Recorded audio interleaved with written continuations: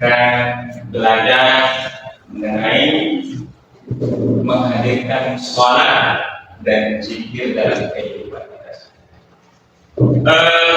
Bagaimana kabarnya? Semuanya baik? Sehat? Semangat?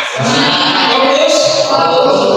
Oke, berarti pada hari ini anak-anak bapak semuanya sudah semangat? Sudah sarapan? Sudah. Semuanya? Sudah. Oke, baik. Hari ini bapak apa dulu ya? Cek kehadiran kita terlebih dahulu.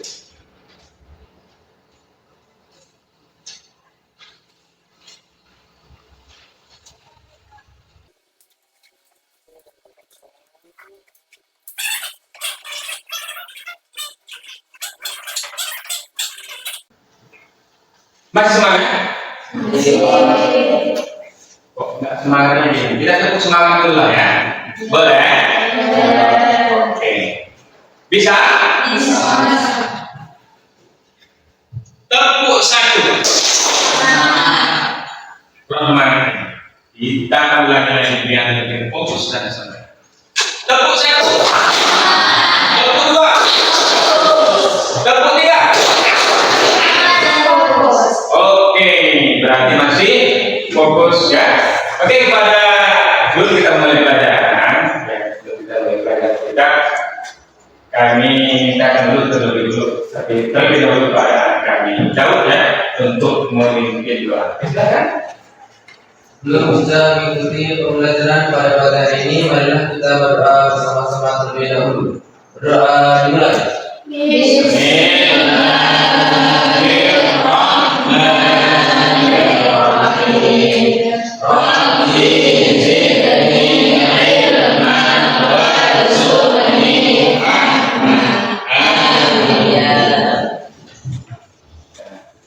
Sebagai bentuk nasionalisme kita, sebagai warga negara yang baik dalam satu negara kita menyanyikan lagu nasional.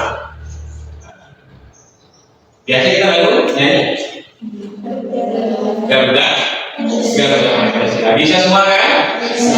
Oke. 1, 2, 3.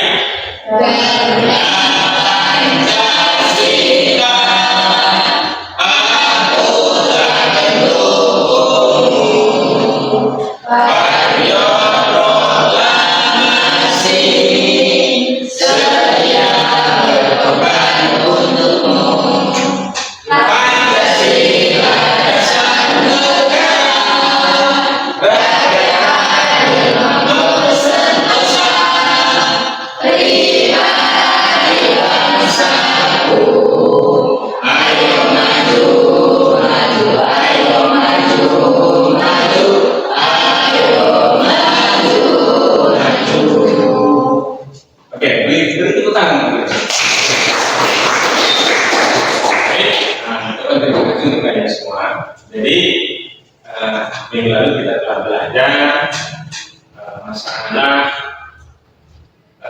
Jakarta yang menjadi salah minggu lalu. Jadi untuk minggu ini kita akan belajar masalah menghadirkan sholat dan zikir dalam kehidupan kita sehari-hari. Adapun tujuan pembelajaran kita, tujuan kita belajar ini adalah supaya anak-anak didik bapak semuanya mampu untuk menghadirkan. Assalamualaikum.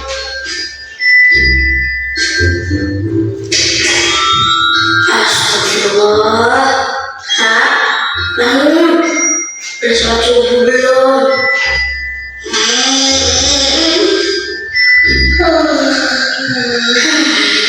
Kebun terang enggak? As-sholatu khairun minan naum. Sholat lebih baik daripada tidur. Mau tidur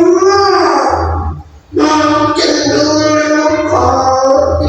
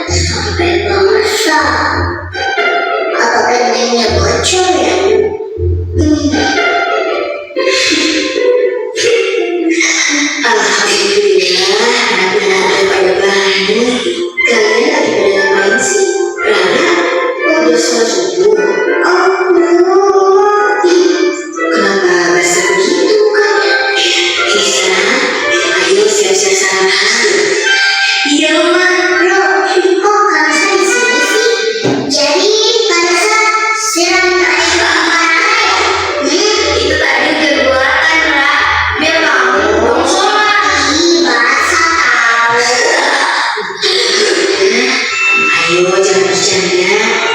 Kak, cepetan sholat. Nanti waktu subuhnya keburu habis loh. Kan kamu belum 7 tahun, rasa. Kata siapa mau sholat ke bapak? Marah, marah. Iya, Kakak tahu kok. Kamu sering paling rajin sholat deh. Sholat itu bukan masalah rajin lah, tapi wajib. Kalau dari kecil udah terbiasa sholat, insya Allah kalau nanti udah besar tidak akan meninggalkan sholat. Amalan yang pertama kali dihisap kan sholat wajib kan? Iya. Terus sholat sunnah juga bisa melengkapi sholat wajib kita yang kurang sempurna kan? Betul Ustaz. Amalan sunnah bisa menyempurnakan amalan yang wajib. Sebentar lagi matahari terbit tuh. Nah, jangan sampai meninggalkan sholat. Karena hukumnya karena swasta gitu loh. Sudah berangkat dulu ya? Iya sayang. Assalamualaikum. Waalaikumsalam. Hati-hati ya. Terima kasih ya udah bangunin Rara untuk sholat. Yang bangunin kan tadi Kak Musa. Kayaknya Kak Musa sayang sama Rara. Pokoknya kalau Rara susah dibangunin buat sholat, lagi ya.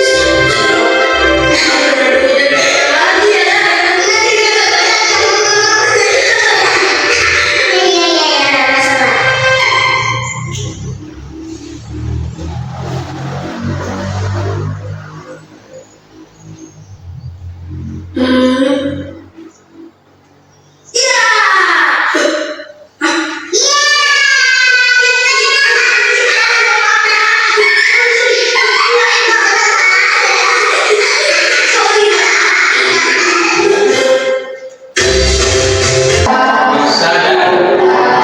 Musa dan Raya. Siapa bangnya? Adiknya. Apa yang bisa kita ambil dari video tadi? Yang pertama, sholat itu adalah wajib. Kesimpulannya wajib. Dan sholat yang pertama kali di ya kan? Masuk kita ke bagian menghadirkan sholat dan zikir dalam kehidupan kita.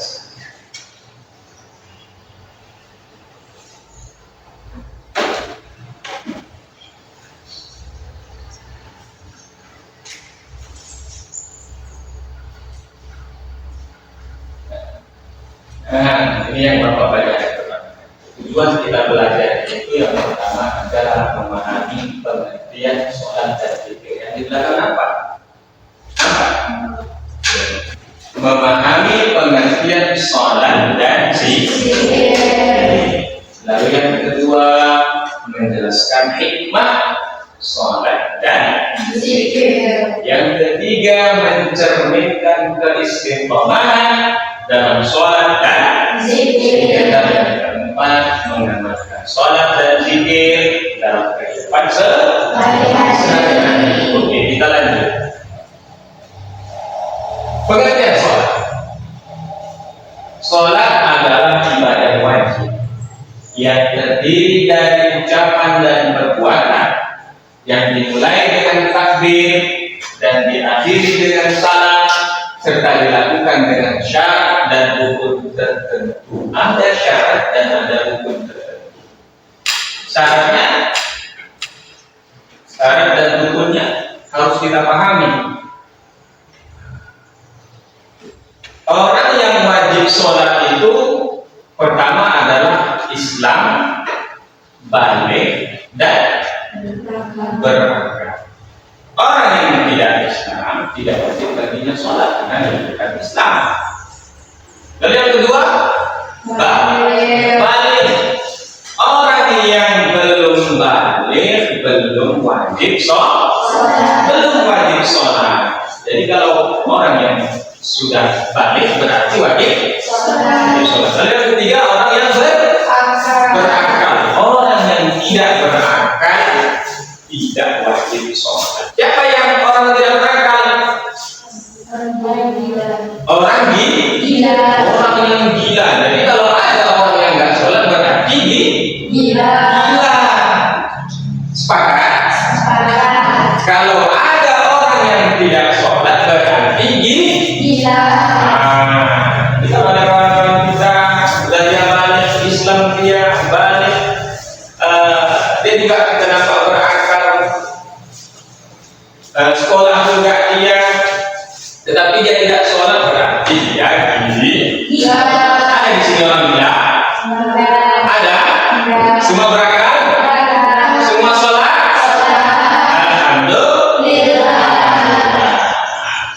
Lalu pengertian sholat yang pertama sudah ada. Yang kedua, sholat adalah tiang agama dan kewajiban utama seorang muslim, tiang agama. Jadi kalau umpamanya bangunan, dia itu adalah fondasi. Jadi kalau fondasinya itu tak ada, bangunan kita pasti runtuh karena fondasinya nggak ada. Fondasi untuk menopang bangunan itu tidak ada, yang runtuh kan bangunannya. Makanya kalau kita sholat berarti kita membangun agama. Bukan berarti membangun agama menyempurnakannya, bukan. Iman yang ada di dalam diri kita. Jadi kalau kita sholat meruntuhkan iman yang kita. Kita sholat berarti kita menyempurnakan, memperbaiki iman kita.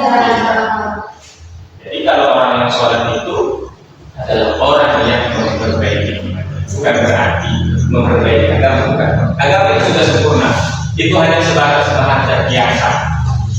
Orang yang beriman berarti orang yang sholat. Oke, sholat adalah dan kewajiban utama seorang muslim. Ada muslim, ada mukmin, ada mutakin, ada muhsin, dan banyak tidak. Orang yang pertama adalah bahwa sholat itu kalau kita istiqomah, kalau kita sudah kena di dalam hati kita, maka ketika kita ketinggalan sholat, maka ada rasa bersalah pada diri kita. Apalagi sampai kita tinggalkan, kita itu seperti diburu ketika kita belum sholat. Betul?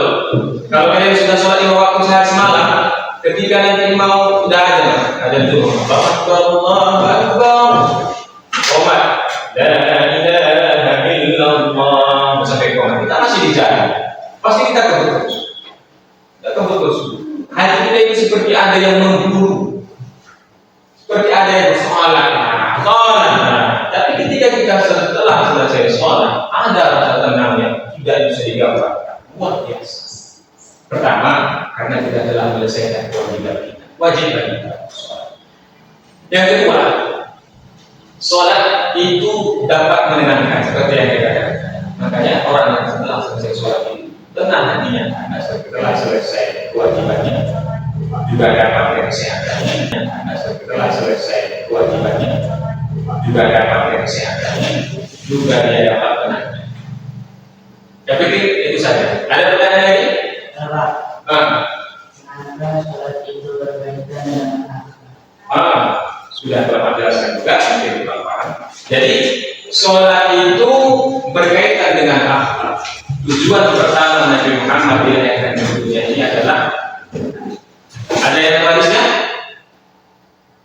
Ini nama itu diutamima maqariban akhlak. Tujuan Nabi Muhammad dilahirkan di dunia ini adalah memperbaiki akhlak manusia. Jadi Allah sudah mengatakan, wa ma khalaqul jinna wal insa illa liya'budun. Tidak diciptakan jin dan manusia kecuali untuk beribadah kepada. Itu ada kata khaliq, wa ma khalaq, Allah sebagai pencipta, wa ma khalaqul jinna wal insa illa liya'budun. Jadi ada berkaitan antara Allah khaliq, kita makhluk, sifat kita akhlak, kaitan bahasa. Lalu apa kaitannya dengan sholat? Sudah saya katakan, sudah dijelaskan bahwa orang yang baik sholatnya dia akan dijaga oleh Allah Subhanahu Wa Taala. Kenapa? Karena Allah sudah buat ketentuan. Allah sudah buat di dalam Al-Quran itu, inna sholata tanha 'anil fahsya'i wal munkar. Itu enggak sembarangan. Berarti ada memang manfaatnya sholat itu. Berarti ada memang manfaat untuk badan kita, mulai dari badan sampai buat Allah ketentuannya menjadi wajib. Makanya orang yang sholat itu baik akhlaknya. Kalau orang yang tidak sholat tidak akan baik akhlaknya, walaupun dia orang yang beradab. Saya sudah pernah jelaskan kepada kalian, teman-teman sekalian, beda adab dan akhlak. Adab adalah kebiasaan baik yang dihasilkan dari proses pendidikan, belajar. Akhlak adalah perilaku baik yang dihasilkan dari proses ibadah kepada Allah Subhanahu wa Ta'ala. Jadi sudah jelas, orang yang beradab belum tentu berakhlak, tapi orang yang berakhlak sudah tentu berakhlak. Kenapa? Karena orang yang berakhlak pasti dia adalah orang yang bertakwa kepada Allah, mengerjakan perintah Allah dan menjauhi segala larangan. Oke, saya pikir itu. Untuk tahap selanjutnya kita akan membentuk kelompok. Yang laki-laki coba bentuk dia di satu meja. Kira-kira satu orang, oke, silakan dibagi. Disiapkan ya.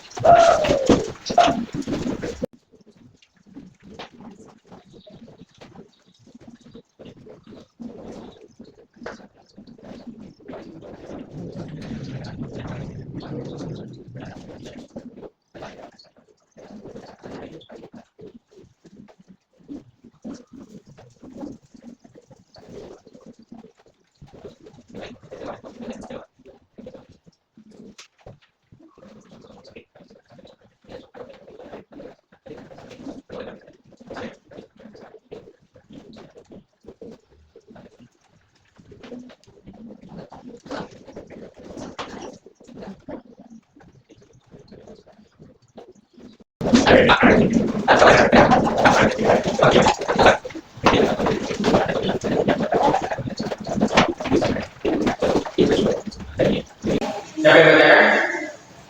Kamu. Nah. Assalamualaikum warahmatullahi wabarakatuh. Waalaikumsalam warahmatullahi wabarakatuh. Kami dari kelompok Siti Fatimah Azhara ingin mempresentasikan hasil kerjasama kami mengenai menghadirkan sholat dan zikir dalam kehidupan. Saya Kahara Yunisa dan ini saya Sumaya Azra, saya Aisyah, saya Sumaya.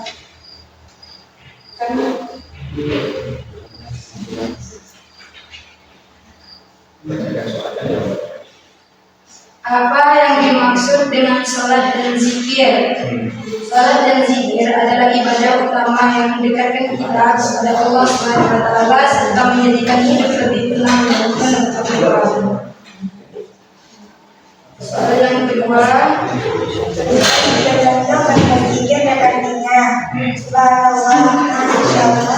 Alhamdulillah, segala puji bagi Allah. Allahu Akbar, Allah Maha Besar.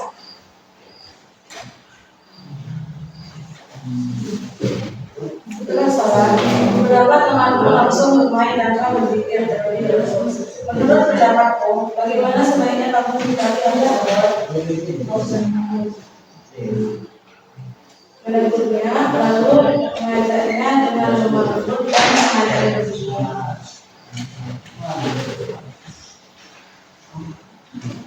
Buatlah jadwal ibadah harianmu yang mengajukan waktu sholat, belajar, bermain, dan istirahat. Lalu kamu menjalankan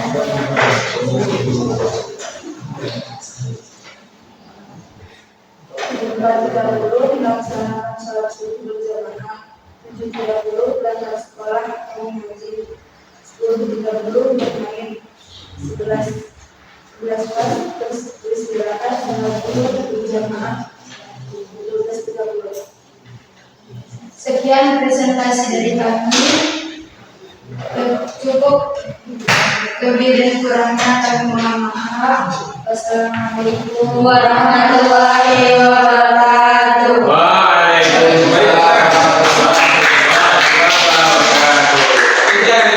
Selanjutnya kelompok dari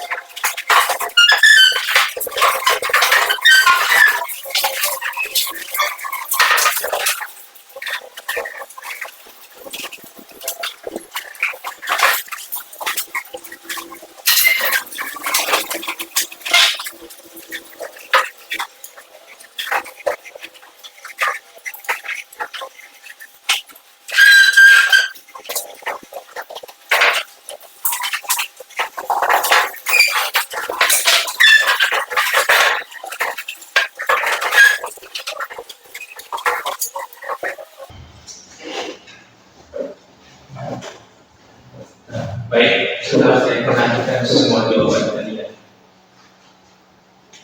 perhatikan juga memang pendapatan ini murni dari hasil belajar kita. Alhamdulillah, hanya satu orang saja yang satu salah selain daripada yang semuanya benar. Satu orang. Jadi kalau yang satu orang itu istilah katanya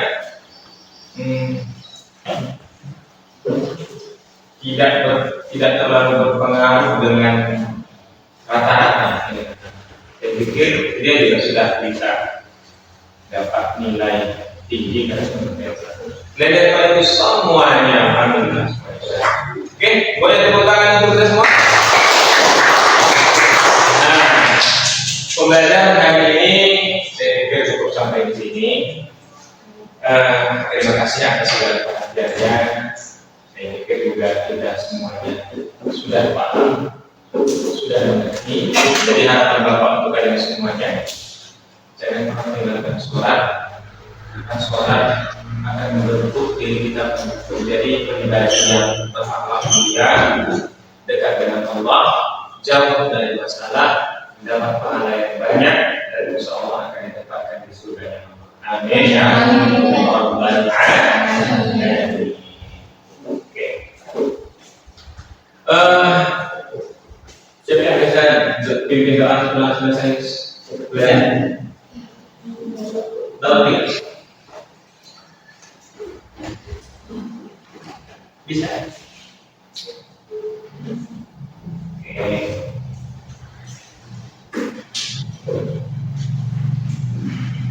Oke. Kita tutup hari ini pembelajaran kita dengan mengucapkan Alhamdulillahirabbil alamin. Sampai jumpa minggu depan, kita soal bertemu kembali, belajar lebih menyenangkan, belajar lebih interaktif, lebih mudah kita memahami, lebih mudah kita pelajari, lebih mudah kita amalkan. Lebih dan kurang itu dari Bapak. Nah, kalau ada kata-kata, aku mau diberikan kemaafan. Selamat